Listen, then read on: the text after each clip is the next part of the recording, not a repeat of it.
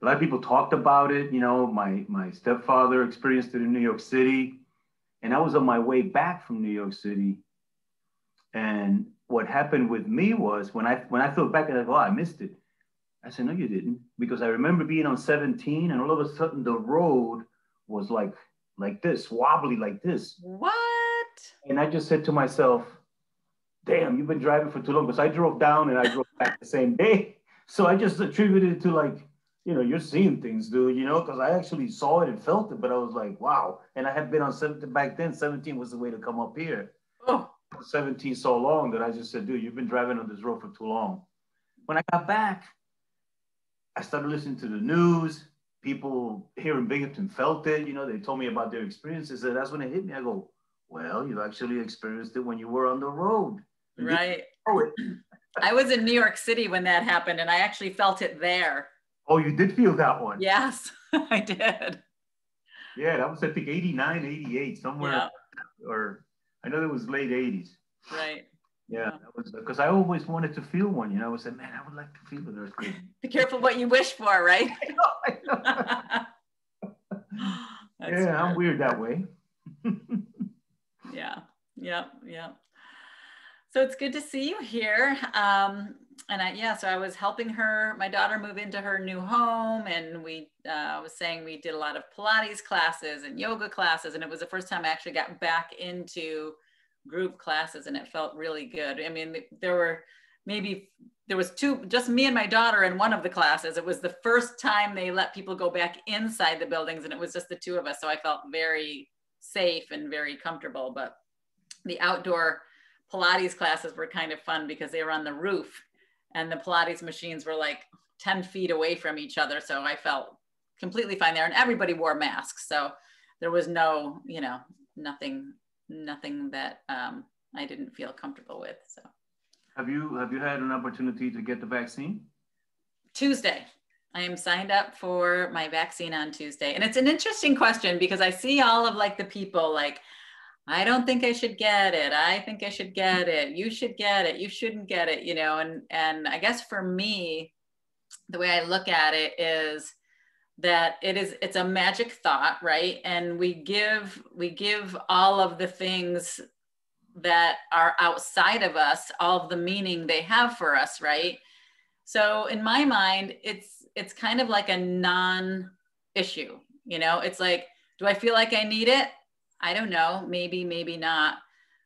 Do I feel like if I get it, it'll be bad? I'm like, I don't feel like it'll be a bad thing. Maybe not, so it kind of like is a meaningless thing for me. So that if I feel like if I can get it and it'll make others feel more safe around me, then great, because I feel like my immune system is fine. But at the same time, with everything going on in the world, it's just another part of the illusion, right? Another part of playing the game for me. Yeah.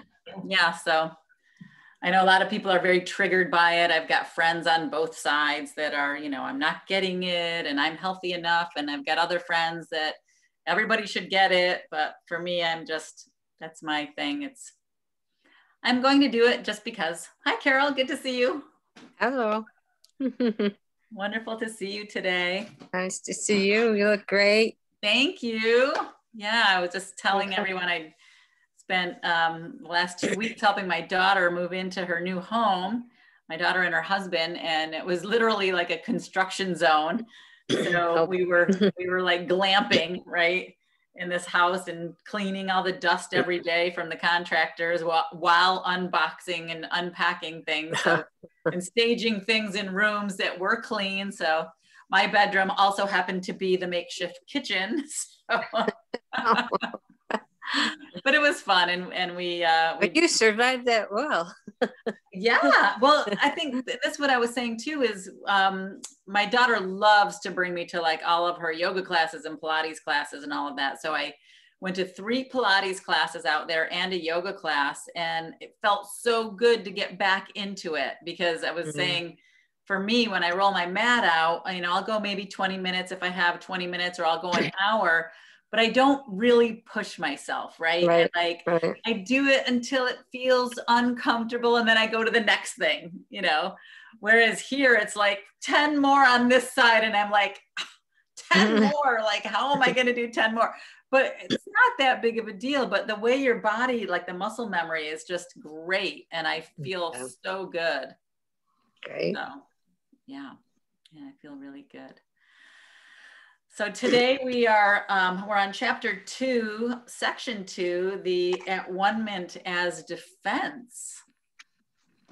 Sounds interesting as usual.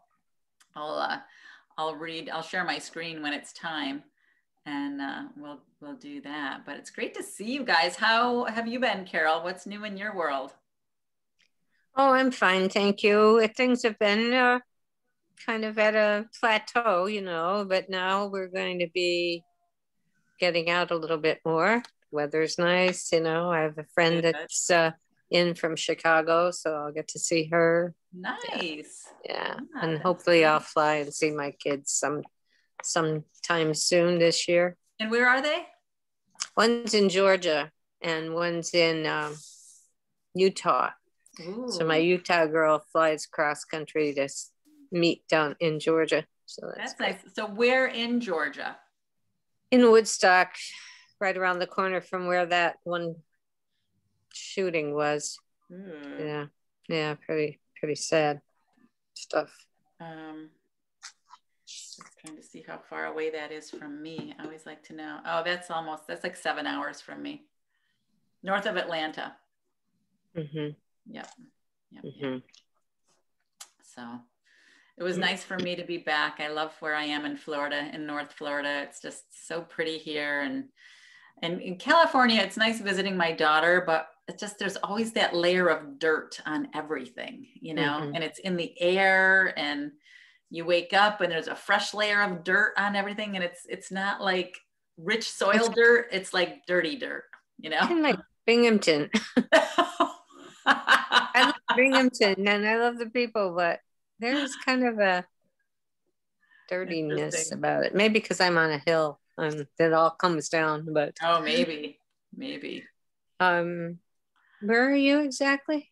I'm in Northeast Florida. So just about half an hour north of St. Augustine, or yeah, the oldest, actually we're 5 minutes from the border of St. Augustine, but the town of St. Augustine, we're about 20, 25 minutes north of that. And we're on the East Coast. So where they have the big golf tournament every year, the Players Tournament. So like what? It's called Ponte Vedra. So just south of Jacksonville. Possibly. What is it? Ponte, Ponte Vedra. Vedra. Yeah, Ponte Vedra. And yeah, it's, got up this morning, it was 48 degrees and now it's in the mid 70s and gorgeous. So I love it. And our winters, we get down to about 30. We get some frost here. But I would say most of our days are like fall. And we have 3 days of hot. So it's like fall and 3 days of really hot, and that's our year. Wow. So it's really nice. It's really nice. Yeah. So I'm going to start sharing my screen in a minute here. But it's good to see you guys. It's good to be back. Anything anybody wants to share with regard to the lessons or what you guys have been doing or anything? As far for me, I'm still hunkered down. I'm fully vaccinated. Ah, that feels good, but good. I don't feel much different. I feel like I still need to follow protocol. Right. To not let the foot off the gas yet. So it'll be a while. We'll be wearing masks for a while, and we still have to watch what we do. Sure. It's just the way it is right now. Yep. Very good. Welcome, Tim. Good to see you this morning, this afternoon, I should say. I can't hear you, so you might be muted still. Ah, there you are. Now I hear you. Great to have you on the Zoom call today. Alicia just sent me a text message. She said she's having trouble getting on today, so she might have to do it on her phone, but that's okay. So Alicia might jump in on her phone. I'm feeling a bunch of people will probably start joining as soon as we start reading. We're going to start reading at 12:30. It is chapter 2, section 2, the atonement or the at-one-ment as defense. And I'll read along, and then after the section, we will discuss for a few minutes, and then we'll go on to the next section, and we'll keep reading until 1:30. But we usually are on from 12 to 12:30 to just share what's coming up for us, or to share anything that anybody wants to share about. Speaking of sharing, I am going to share my screen now. And I am going to go to Course in Miracles. So this is what I usually read from. And I'm going to go ahead and start since it is 12:30. So today we are reading A Course in Miracles, chapter 2, the at-one-ment as defense. You can do anything I ask. I have asked you to perform miracles, and have made it clear that miracles are natural, corrective, healing, and universal. There is nothing they cannot do, but they cannot be performed in the spirit of doubt or fear. When you are afraid of anything, you're acknowledging its power to hurt you. Remember, hold on one second, I'm gonna admit a couple of people in to the room.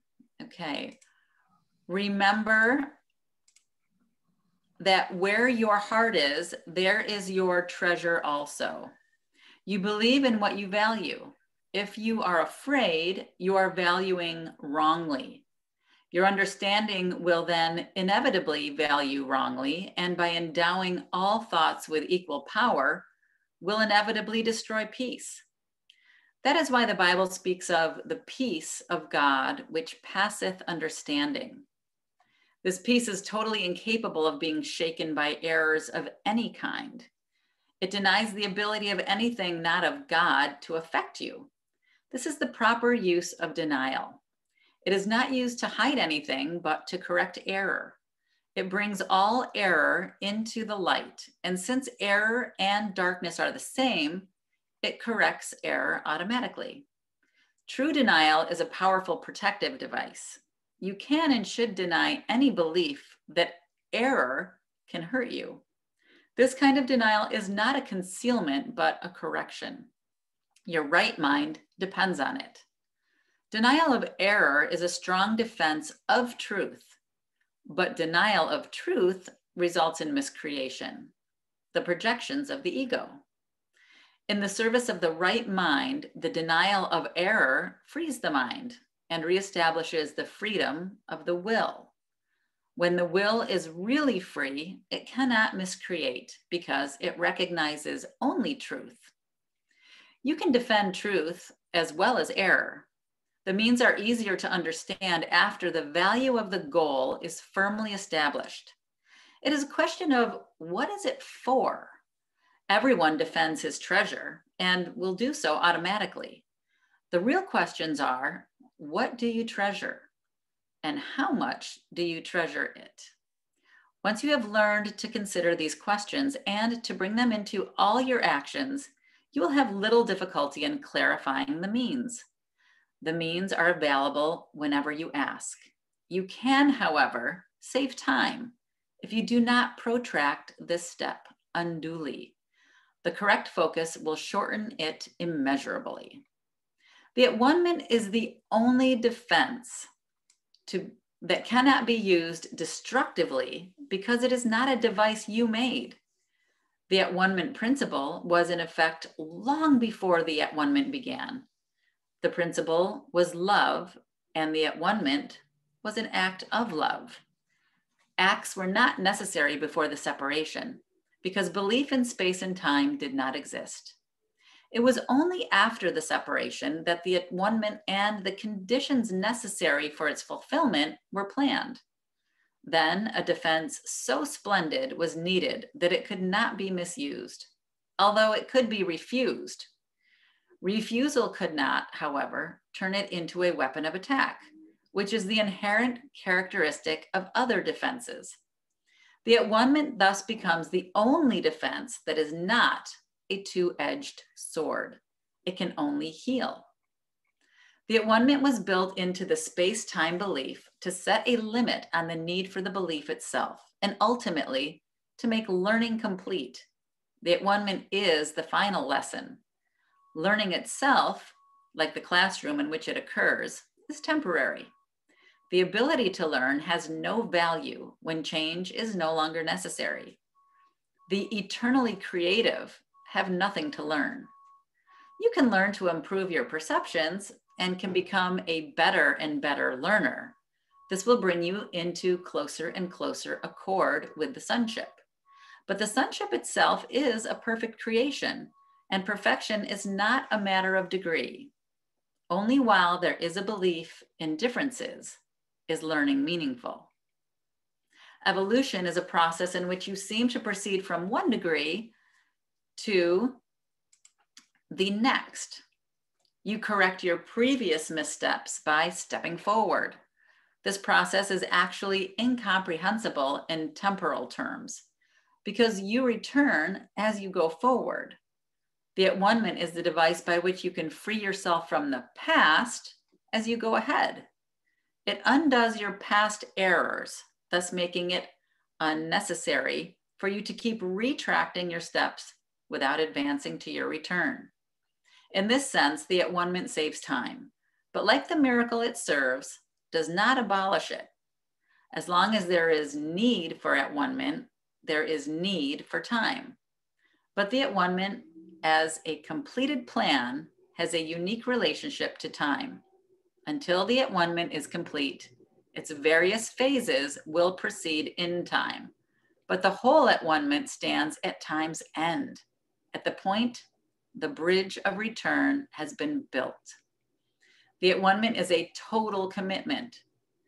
You may still think this is associated with loss, a mistake all separated sons of God make in one way or another. It is hard to believe a defense that cannot attack is the best defense. This is what is meant by the meek shall inherit the earth. They will literally take it over because of their strength. A two-way defense is inherently weak precisely because it has two edges and can be turned against you very unexpectedly. This possibility cannot be controlled except by miracles. The miracle turns the defense of at-one-ment to your real protection. And as you become more and more secure, you assume your natural talent of protecting others, knowing yourself as both a brother and a son. That was good. Hey, Alicia, good to see you. Hi, Jude. Great to see you guys here. Anybody want to share about that we just read? I know for me, and if you do want to share, you just need to unmute yourself because I won't be able to hear you. For me, I love this part of the at-one-ment, right? Because it just makes me feel like it's just that knowing that we are all part of the sonship.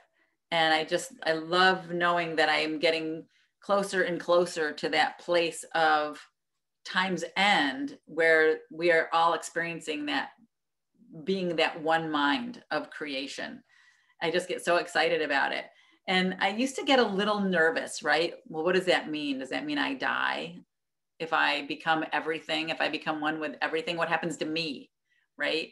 But I think as I've gone through this teaching of A Course in Miracles, I just feel like I get bigger, right? I just expand into more and more of who I am to include everybody else. And I don't think the me of the truth of love ever disappears. You know, it just gets bigger. It's kind of like that old theory where men used to believe the earth was flat and used to get afraid of going too close to the edge. Oh no, if I get close to the edge, I'm going to drop off and I'm going to die, right? Because the earth is flat. But then when they realized the earth was round, everything just expanded.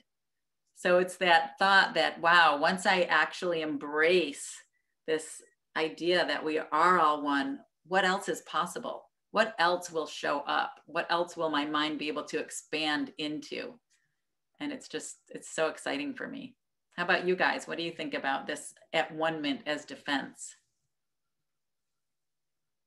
Feel free to unmute if anybody wants to share. Hey, it's Tim. Hey, Tim. Can you hear me okay? I've got a weird setup where I've got an external speaker, so. Wow, fancy. Yes, we can hear you fine. Yeah, oh, good, good. Well, I just want to say, and I really appreciate you all starting again at the beginning. I was part of the group. I don't know, it's been a while because we took a little sabbatical there, but you actually covered a pretty good amount of territory since I was last on. But anyway, just to reiterate what Christ is saying here to us, and it's like, let me, what I want to do now is something I've told to, especially to my wife, is that, and I've been studying the Course for a long time, but what is time? You know, it's taken a long time to kind of get into the brain, like a little BB that rattles around and destroys everything else that is really harmless chatter. What the Course does is, if we, the point I wanted to make is if we approach the Course, and the Course is whatever, we don't even have to say that. So somewhere in here, Jesus says, burn these books, forget about them. They're a limitation in themselves. The words are, as he says, are just symbols of symbols. They're twice removed from reality. What I'm trying to say is that by letting go, by being in a place of, you could say, vulnerability if you want, there is no vulnerability. Christ proved that, and then rose, from the grave. There is no death, so there is no harm. If somebody was to ridicule you for your beliefs about this, I mean, so be it. And it's not like I go around preaching this like, a Christian that's handing out leaflets or something. It's a living of the Course that brings it into you and makes it to where, like he's saying here, there is no separation from each other. Well, if there's no separation from each other, then there's no fear, there's no intimidation. It's only this one. I don't know how to explain it. We were talking on a walk last night, and I thought, wow, it's like we're part of one huge organism. And I thought it was kind of trite. I thought of like this gigantic jellyfish, but there's no part of the jellyfish that's more important than any other part. It's all essential to the whole, and all of each part contains the whole. So actually, it wasn't too bad of a, and I didn't consciously, let me think up something. This stuff just pops in, and that's what he's trying to say. Just give up all the struggle, and it's a lot easier pathway. Yeah. Anyway, I'm off. Good point, Tim. Thank you for sharing that. As a matter of fact, Angelina and I were discussing that when she got on earlier at noon. And it's so funny when you start talking about things and then all of a sudden you read it, and it happens to be a similar vein to what the discussion is. And we were talking about how certain things that you read or you listen to or you're learning seem to be such a struggle. And then other things just seem to be part of the flow, right? And just seem to come so easily because there's no opposition. And yeah, we were talking about that earlier. So Thank you for sharing that. Anybody else want to share what is coming up for them with regard to what we just read? Or shall we continue on to the altar of God?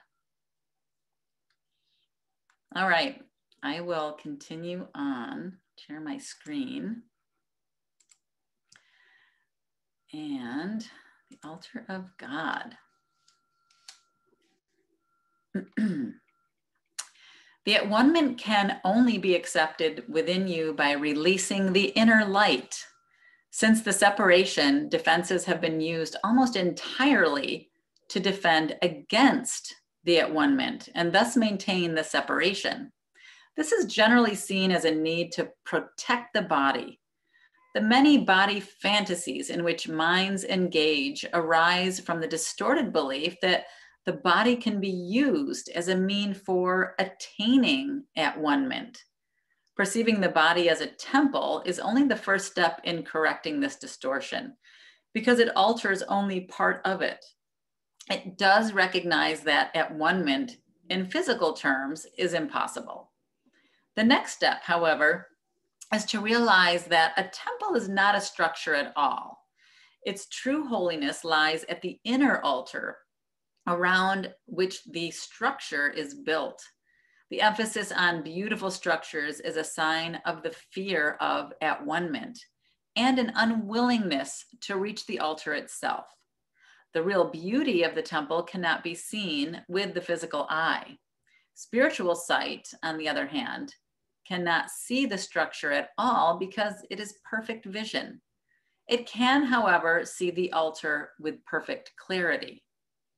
For perfect effectiveness, the at-one-ment belongs at the center of the inner altar, where it undoes the separation and restores the wholeness of the mind.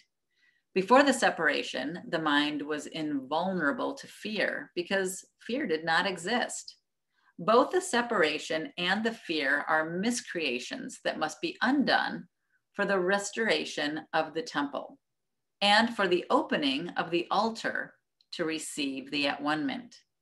This heals the separation by placing within you the one effective defense against all separation thoughts and making you perfectly invulnerable. The acceptance of at-one-ment by everyone is only a matter of time. This may appear to contradict free will because of the inevitability of the final decision, but this is not so. You can temporize, and you are capable of enormous procrastination, but you cannot depart entirely from your creator, who set the limits on your ability to miscreate. An imprisoned will engenders a situation which, in the extreme, becomes altogether intolerable. Tolerance for pain may be high, but it is not without limit. Eventually, everyone begins to recognize, however dimly, that there must be a better way. As this recognition becomes more firmly established, it becomes a turning point. This ultimately reawakens spiritual vision, simultaneously weakening the investment in physical sight. The alternating investment in the two levels of perception is usually experienced as conflict, which can become very acute, but the outcome is as certain as God. Spiritual vision literally cannot see error and merely looks for at-one-ment. All solutions the physical eye seeks dissolve. Spiritual vision looks within and recognizes immediately that the altar has been defiled and needs to be repaired and protected.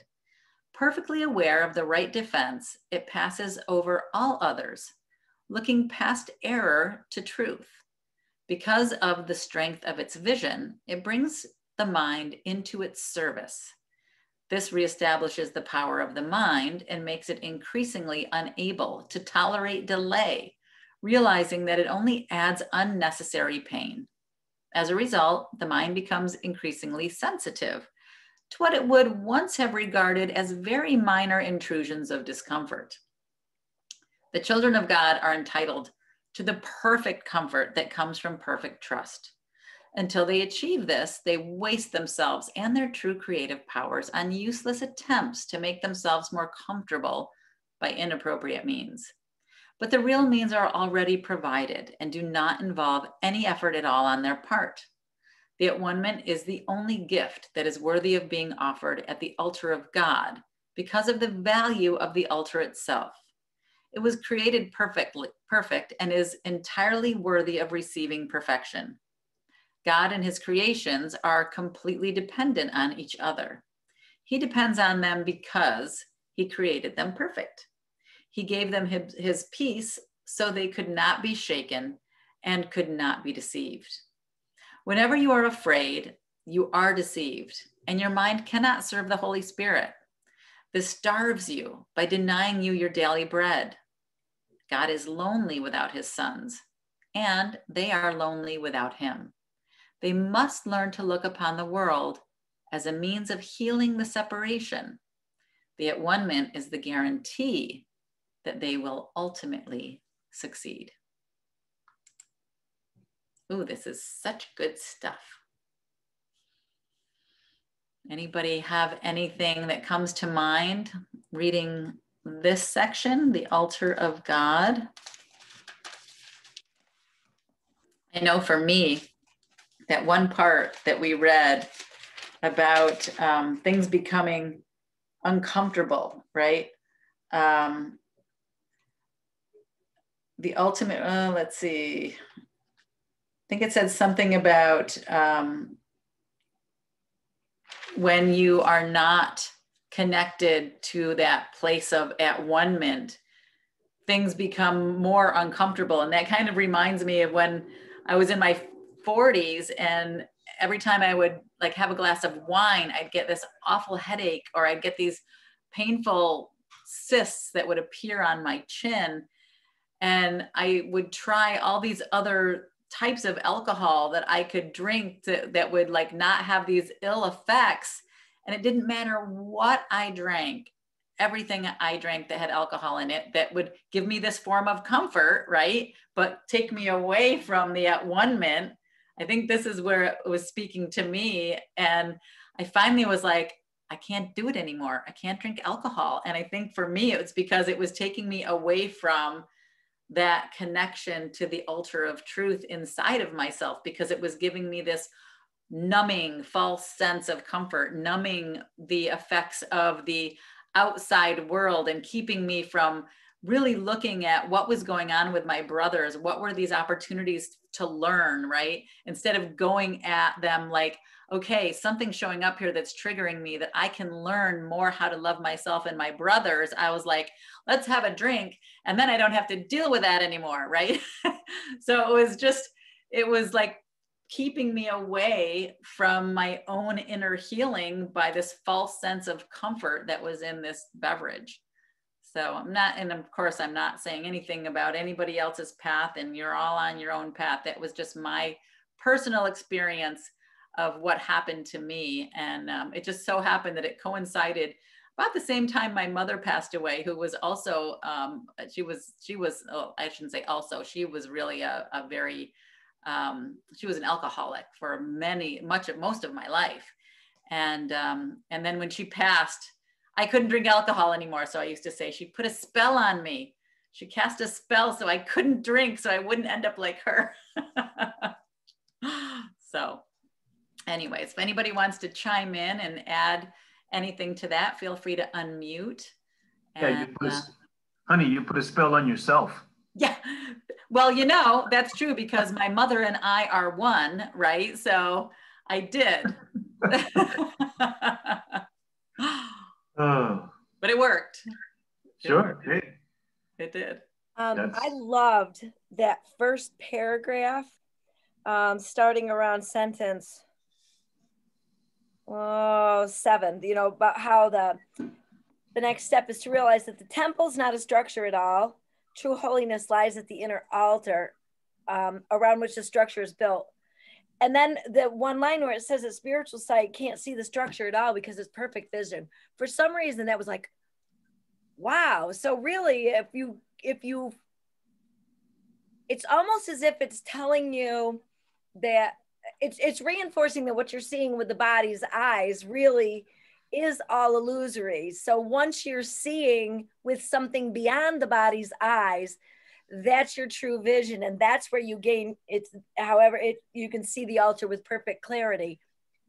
That really struck me. I don't know if anybody else had that. Yeah, as you're saying that, I'm getting truth bumps, right? Truth My bumps, hair's all sticking up on my arms. I love that. I love it.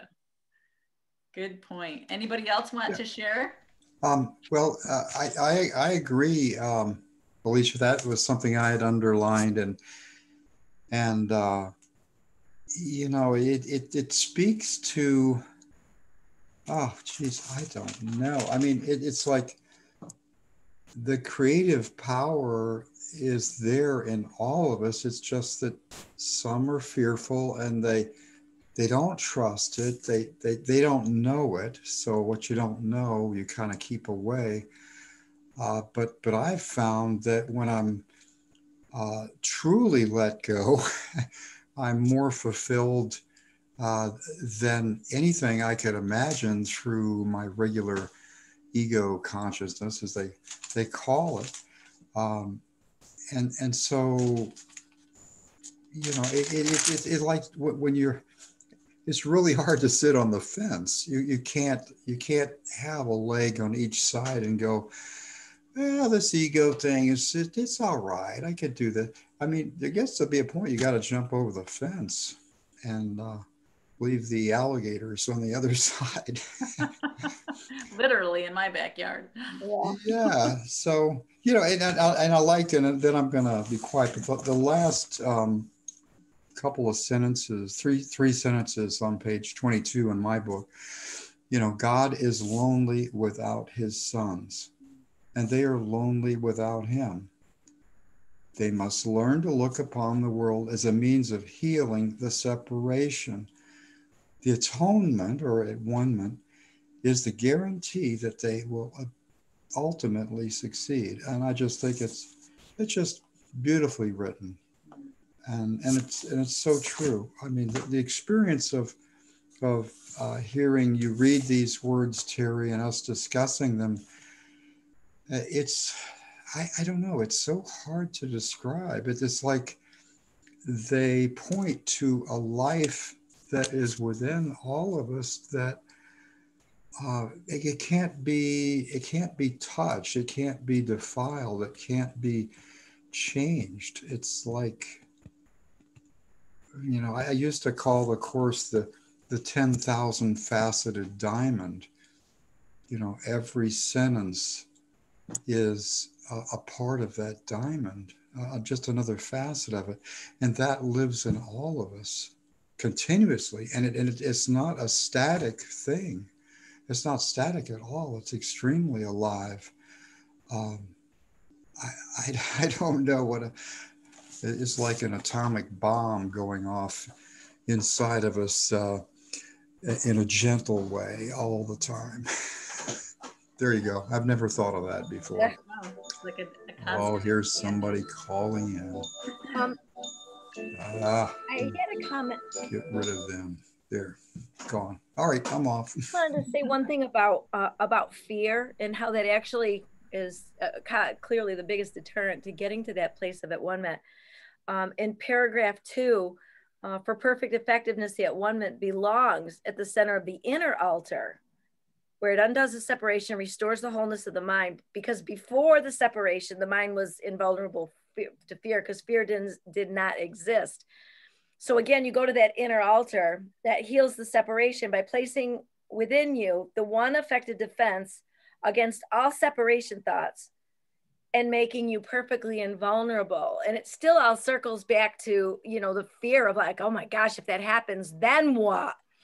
And I just wanted to share with you guys that right now I'm reading the 3rd book in a series of books by an author by the name of Sherry Huber, Huber. And the name of the book I'm reading right now is The Fear Book. Yeah.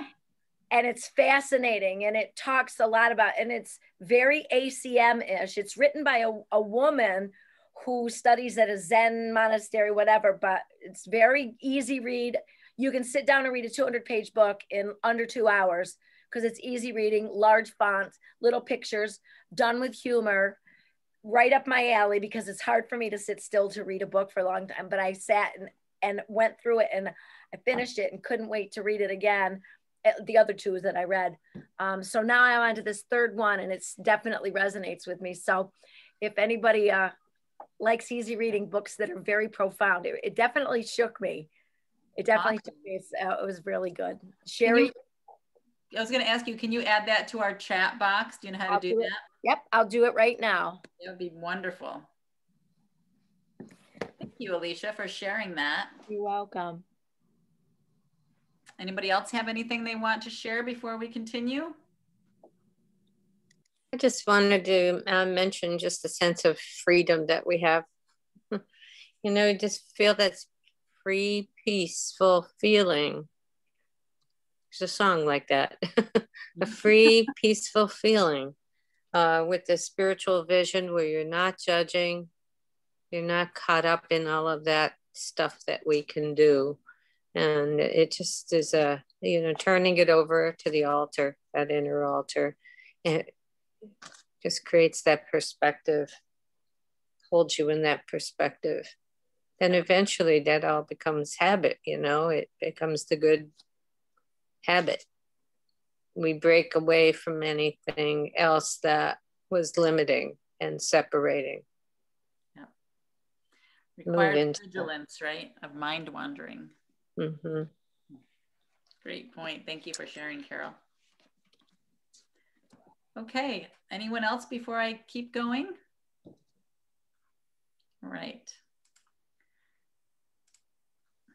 So we are on healing as release from fear, chiming into what Alicia was just talking about, of course. Of course. Okay, our emphasis is now on healing. The miracle is the means, the at-one-ment is the principle, and healing is the result. To speak of a miracle of healing is to combine two orders of reality inappropriately. Healing is not a miracle. The at-one-ment, or the final miracle, is a remedy, and any type of healing is a result. The kind of error to which at-one-ment is applied is irrelevant. All healing is essentially the release from fear. To undertake this, you cannot be fearful yourself. You do not understand healing because of your own fear. A major step in the at-one-ment plan is to undo error at all levels. Sickness, or not right-mindedness, is the result of level confusion because it always entails the belief that what is amiss on one level can adversely affect another.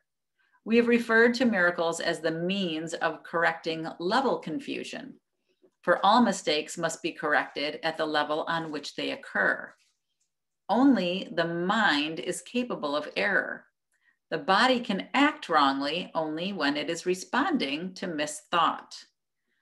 The body cannot create, and the belief that it can, a fundamental error, produces all physical symptoms.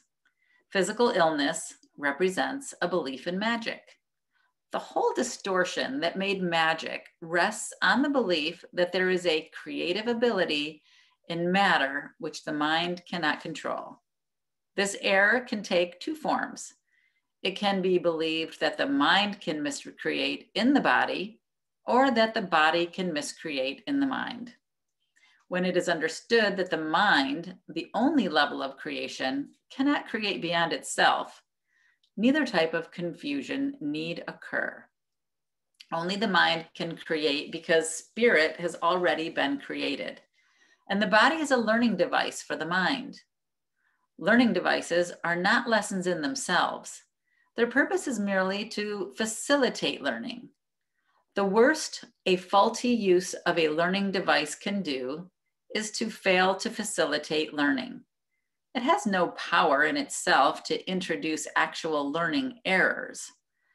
The body, if properly understood, shares the invulnerability of the at-one-ment to the two-edged application.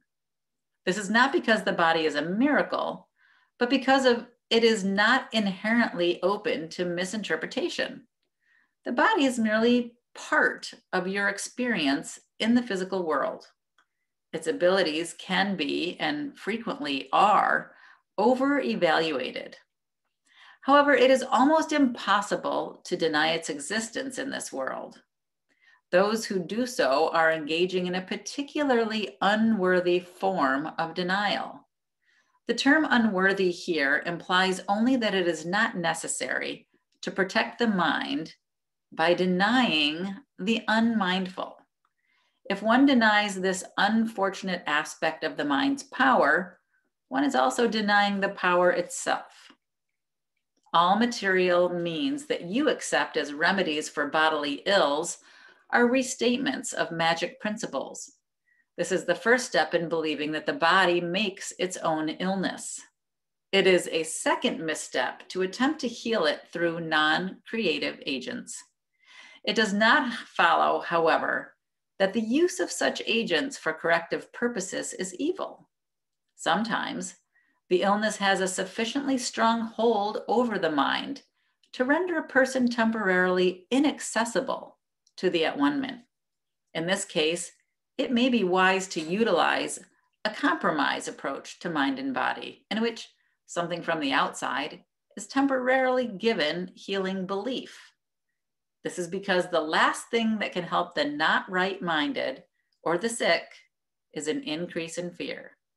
They are already in a fear-weakened state. If they are prematurely exposed to a miracle, they may be precipitated into panic. This is likely to occur when upside-down perception has induced the belief that miracles are frightening. The value of the at-one-ment does not lie in the manner in which it is expressed. In fact, if it is used truly, it will inevitably be expressed in whatever way is most helpful to the receiver. This means that a miracle, to attain its full efficacy, must be expressed in a language that the recipient can understand without fear. This does not necessarily mean that this is the highest level of communication of which he is capable. It does mean, however, that it is the highest level of communication of which he is capable now. The whole aim of the miracle is to raise the level of communication, not to lower it by increasing fear. Ooh, if only we could broadcast that to the world. What a great section. Anybody have any thoughts about that? Yeah, getting there. With the physical body that we are so used to. Yeah. Lots of opportunities to learn, right? It goes back to that, be careful what you wish for. Well, what it's saying is that we miss the miracle when it's happening, really, in essence. I mean, there's miracles happening all the time. Sure. If we are, at least we're, what does it say? Our invulnerability. Okay, Maxwell. He can't see anybody going by the front of the house, especially a dog. That's so funny. Yeah, no, this is one of the things that when we do those workshops, when we go on those workshops and we feel that high that comes with it, that's part of that whole spirit being in that realm of miracles or of spirit. They probably go hand in hand. Yeah, and you're capable of experiencing those all the time, right? Not even just on the workshops. Well, right. The workshop just seems to make us, it brings it out because we relax our fears. Defenses. Our defenses, exactly. Right. And one of those books that Miguel talks about is the lies that are embedded in our head that keep us from being in that state. That creates the fear, is the lies that we've come to believe. And so it keeps us from that space, that area. Mm-hmm. That's why we work this Course in Miracles and everything else we can, right? To try and maintain that state. Right. Exactly. And, that brings up another question is, is everyone doing the lessons, the daily lessons? And it's not a judgment, it's just a question, because those lessons are meant to undo, right, the illusion and to release the fear.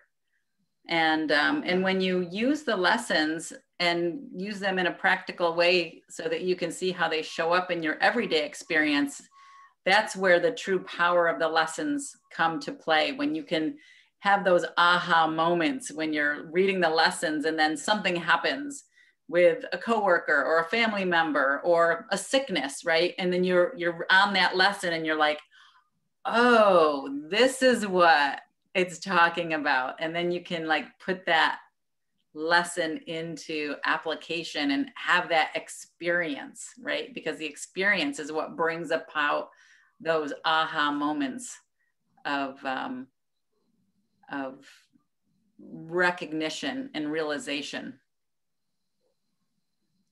And I have been sharing the lessons every day still in my private Facebook group, A Year of Miracles. If anybody wants to jump on that on Facebook, I still just share the memories every day. And they're also on my YouTube channel. If you want to jump on there, they're all free.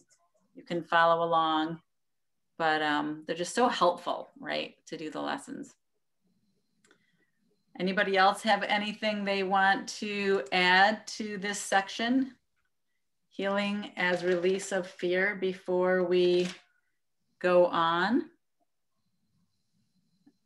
Is that you, Mary? Did you just join? Hi, it's Lizette. I just joined. Oh, hi, Lizette. Good to see you. I just see the number pop up, so I'm not sure, but it's great to have you here. Thanks for joining today. Oh, thank you. Technical difficulties, but I'd be here sooner. No, I totally get it. We're on chapter 2. We just read section 4, and okay. We're getting ready to read section 5. Perfect. Thank you. You're welcome. All right. Terry, can you share a little bit more about how you might approach a person who's really entrenched in a very significant illness, bodily illness, like being told that, it's very serious, that they could die? Mm-hmm. How do you approach them? Well, I think especially if they're open, but maybe not understanding or comprehending. Right. I mean, if they're asking you questions, openly asking to learn, I would share as much as you want. You can share the lessons, you can share the material, whatever it is that you can share. They're obviously in that place of receiving. But if they're not in a place of receiving, you can always sit with them and just hold them in your heart and in your mind in that space of complete health and perfection in your mind's eye. See them as completely whole and healed and well, and share that energetic love, raised vibration with them.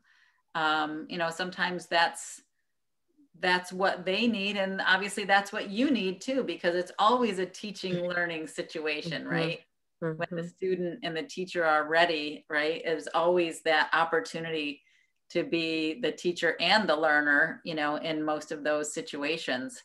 But that's, that from my personal experience, and I'm happy to research that from my book, from A Course in Miracles, on, actually not that one, the other one, Frequently Asked Questions. But if anybody else would like to offer their opinion on that, feel free to answer with what Carol just asked. It's that, and what I do sometimes is I ask for help in something that I'm trying to figure out or help somebody with, to show me a sign. Don't demand, just ask. Is what I guess the book that I read about angels.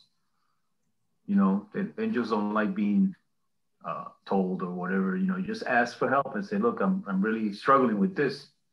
Can you show me a sign, something?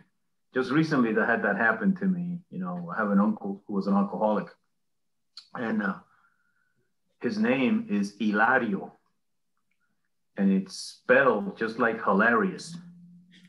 and I was reading a book, you know, and all of a sudden I clicked on it just to see what the definition of hilarious was, not even thinking about my uncle.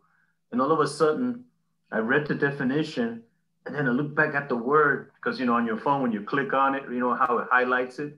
So I looked at it, and I spelled it out. I go, wow, that's my uncle's name, Hilario. And his name was Layo. Layo was his nickname, because nobody could say that growing up, Hilario. And it hit me. Wow. I said, wait a minute. I was just asking for some help on something, and here he shows up. Of course, what do you take from there, right, is the fact that it's almost like I already knew what I had to do, but just that happening accentuated it. So, oh, okay.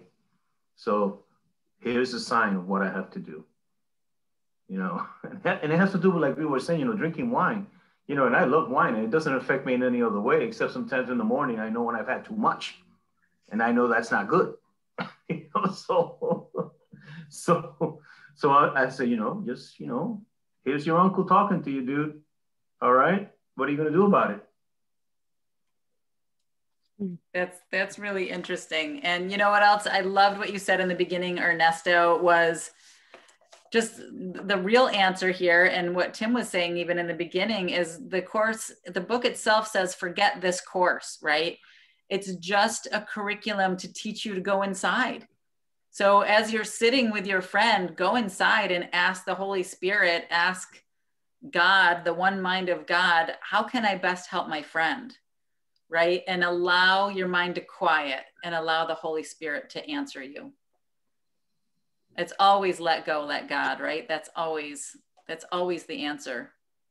I think it's important to recognize that some of the words interpreted by some sickness, you're not in right-mindedness, that it sounds judgmental and people feel judged and have left the course or not gotten involved in the course simply because of that. And it's like how to not let the words be the barrier, you know, but yeah, I've often said it's beyond all the words, you know, right, of the course. You know, you don't need the course, you just need the presence that's available, in the presence and open to the possibility. Yeah. But some of the words, when I've seen some people really in groups approach a person, the person doesn't come back to the group because they just lost they perceive it as a criticism of their loved one who just died or is in ICU on a respirator. Sure. Yeah. Yeah. And I'll say too that all paths lead to God. Course in Miracles doesn't have any special ticket, right? It just happens to be a path that I resonate with, and a lot of others do, but many others don't, right? So it's just a path. But the truth is we're all one. We're all one mind. So there is no separation and there is no other. Right? I think sometimes I look at other and I say, oh, that's me being like that. How interesting. How interesting that I'm behaving in that way, in that body, with that thought, right? And that I can still be me and recognize that I am also that. I was interested in what people who are into the course, how they deal with it, not only with their own illness, but especially in relationship with others who, you know, there's a lot of people that I said, I see sickness, I hear sickness, you know, I hear I'm sick, I'm this, I'm, you know.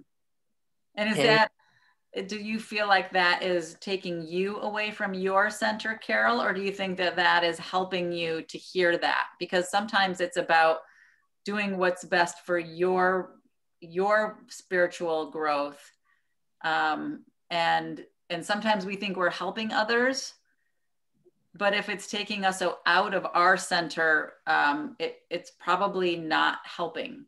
Does that make sense? Yeah. I don't really feel like I'm the help. Little Carol is the helper. You know what I mean? Right. Right. I don't feel that's how I. No. I'm not saying that. I guess what I'm more saying is, I think sometimes we feel like we need to help people. And No, actually, a long time ago, I heard help is the sunny side of control. So, if anything, I think I suppose I'm free because I don't feel like I need to help like I maybe 20 Sure. years ago needed to, you know, Sure. and back then maybe it did affect me. Yeah. But Yeah. obviously, since I dealt with some illness of my own. Right. Yeah. But that's just a good question. I did find something that could be helpful in these most commonly asked questions about A Course in Miracles. And just tell me if you think this would be helpful, if you want me to share it or not. The question is, what should one say to a stranger, family, friend, or friend who asks what A Course in Miracles is? Is that something you'd like me to share with you, or does it not seem to be pertaining to what your question is? Yeah, I mean, anything is helpful that I haven't heard. I won't know till I hear it. Okay, so I'll try to read it quickly here. Mm-hmm. Basically, there is no wrong or right way to answer this question, whether it is a stranger, family member, or friend that is asking about the Course. Ultimately, everyone must go within and try to get the ego self out of the way, and then ask for help in how to respond. Specifically, one should pay careful attention to any of the various forms of ego specialness that would interfere in speaking to others about A Course in Miracles. These include feeling oneself to be important because one is associated with such a spiritually advanced teaching that comes from Jesus himself. And therefore, one wants the listeners to be impressed, if not depressed, because they are not Course students. 2, discomfort related to the figure of Jesus, both as the author of A Course in Miracles, as well as its central figure. 3, discomfort related to the Course itself, its religious and distinctively Christian and patriarchal language, not to mention its radical teachings, which include the key metaphysical principle that God did not create the physical or material universe. Therefore, while there are no correct or incorrect words to use in talking about A Course in Miracles, there is a correct way to proceed, and this entails asking Jesus or the Holy Spirit for help in getting one's ego out of the way so that the most loving words will flow through us. There's that word flow again. In truly letting them be the guides for speaking, one can be sure that the Course's integrity will be maintained. And at the same time, one is free to be sensitive to the needs and level of understanding of the person being spoken to. Here, as elsewhere, we can see that the process is always the same, regardless of the specific situation. That is why Jesus repeatedly speaks of his Course as being simple. So I guess it goes back to let go, let God, right? Just ask for guidance always, in all ways. Boy, I'd love a copy of that. That's really good. Here, I'll put it in the chat box. It's called Most Commonly Asked Questions. It's about... Karen, am I the only one hearing this noise? Yeah, no, I hear it too. No, it's a garbly thing on your end, Terry. It's the volume. I don't know what it is, but it was there was. Oh, when I was typing. When you were speaking. No, when you were speaking. Weird. Were you typing at the same time? I was typing at the same time. That's the noise. Okay. I'm almost done typing. I'll stop speaking. Yeah, but it was doing it when she was reading that whole section. Yeah, it was. It was like speaking into a fan. Yeah. It's about the best illustration. I'm so sorry. He was Not typing your fault. and speaking. How she could do that, I don't know either, but she was doing it. No, I don't know. I think some of what you read spoke to the concern of people using the Course in a way that has been uncomfortable for some people so that they didn't want to come back to it. There was, you know. Yeah, yeah. I think that's why first do no harm. Exactly. So a lot of times when people ask me a question, I always try to refer to A Course in Miracles, either to the glossary or to the frequently asked questions, because I don't want it to come through my filter, you know, my ego, or I'll like ask, you know, I'll go inside. So I'm glad Ernesto said that, you know, just to remember to ask the Holy Spirit. It's simple. That's all Course in Miracles says over and over and over again. Right. Hundreds of ways. And I've kind of learned that after, and I'll give you my standard answer. When the people used to ask me what the course was about, this is what I would say. I would say, well, it reads like Christianity, but it's versed like, or the idea is Buddhism. They would look at me like, what? You know, so I was trying. That's the only thing I could think of, you know, because that's how I view it. That's my view of it. Yeah. You know, I mean, the answer that you gave was just like, whoa, I don't know if I'd be able to get all of that in there. It's like, what? Wait a minute. But you're right. If you ask, it will come. You know, it will come. Especially because, you know, you don't want to turn people off to it, like you were saying, coming from ego.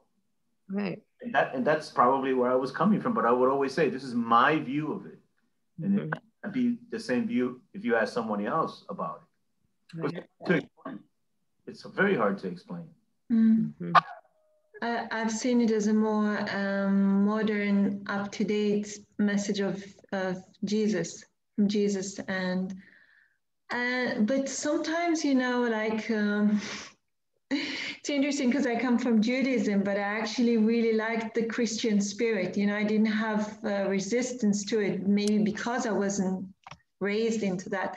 So I kind of really, when I was in a Christian community at some point, I loved the kind of the faith, the songs, the glory, you know, the praise. Like there was some sort of like something very vibrant, alive to it. And when I got to the course, it felt like the message was more accurate. Like there was less kind of like, you know, against homosexual, blah, blah, blah, all kind of, you know, stuff.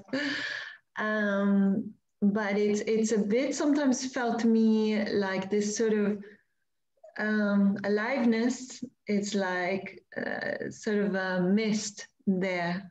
But yeah, so.